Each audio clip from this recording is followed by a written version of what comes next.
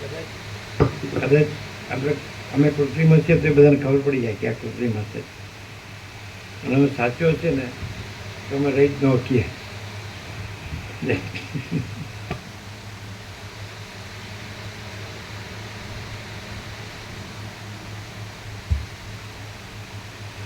વશિષ્ઠ બોલ્યા, હે રામ, આ તમારો પ્રશ્ન સિદ્ધાંતને સમયે શોભે એવો છે.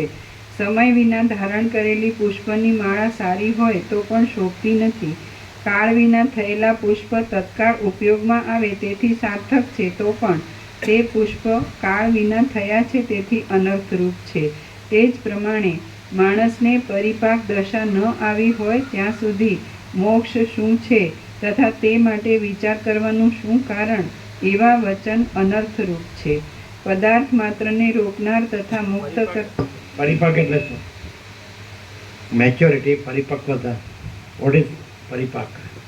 એટલે આ પરિપાક છે. જેમ કે સિકિતવત અને ચુડાલાએ જોયું કે 18 વર્ષ પછી એની વાસના પાકી જશે, પછી એને તત્વબોધ કરીશ તો જ અસર થશે અને એની શાંતિ થશે, એ પરબ્રહ્મ જ રહેશે. તો વાસના પાકવી એટલે શું? પ્રકાશમાં વાસના છે જ નહીં એવી રીતે એની ક્લેરિટી. એમ કે કાચું ગુમડું હોય તો એને આપણે છેડીએ ને તો વકરે, એટલે પાછું લોહી નીકળે, પાછું પાકે એવું શક્યતા રહે.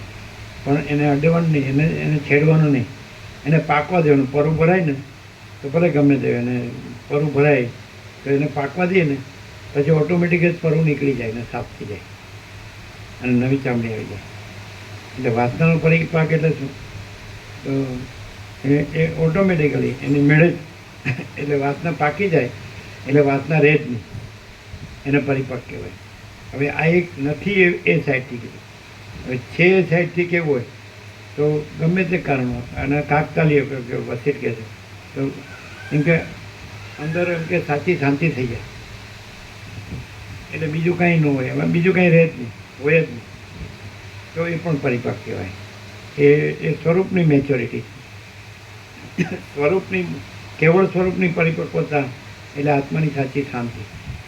અને એ હજી કંઈક અંદર આમ થતું હોય, આમ શાંતિ ન હોય, એવું કંઈ થતું હોય ગમે તે, અને ખબર પડતી હોય કે આ કાંઈ ને સારું ભ્રાંતિ છે ને ભ્રાંતિનું કારણ છે આપણે અસ્વસ્થતા, પણ એ ભ્રાંતિનું કારણ નીકળી જાય કોઈ પણ કારણસર અને અસ્વસ્થતા ન રહે ને સ્વસ્થ થઈ જાય તો એને પરિપાક કહેવાય. ખબર પડે? હવે જો એટલે એમાં વાસના ન હોય, જો સાચો હોય ને તો એનામાં વાસના સાચી ન લાગતી હોય કે આ સારું આ ખોટી ભ્રાંતિ છે, ખોટું ઉપાધિ છે, આ કાંઈ નથી, સમજાય, લફરું જ છે, તો એ પછી અંદર ન રાખે. અને પેલું તો છે જ સહજ, એટલે પછી શાંત થઈ જાય છે. કૈવલ્ય પરમ નિર્મળતા પરમ ચિત્તતા. તો એ પણ એ વાસનાવાળાને આ ન થાય, વાસના વગરના ને જ આ થાય પરિપાક. સમજાય? તો રામ છે એને પોતાને તો હું મારુંની કોઈ વાસના નથી, એને પણ એની વાસના કેવી છે કે એને ખબર છે કે આ કાંઈ નથી, તે કેમ દેખાય છે એટલી જ એની વાસના.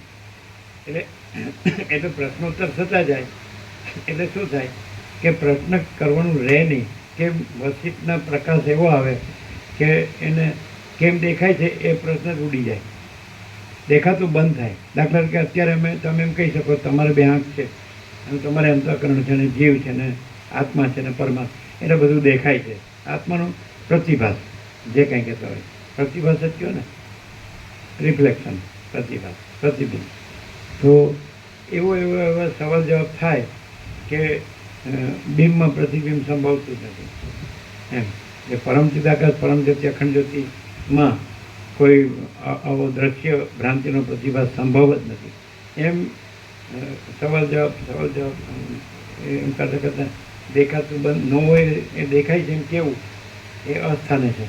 અને પછી નથી એટલે ન દેખાય એમાં કંઈ બહુ આશ્ચર્ય નથી, કોઈ વિશેષતા નથી, એ સહજ છે.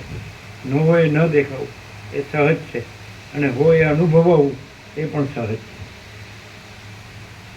છે, એ પરિપાક છે.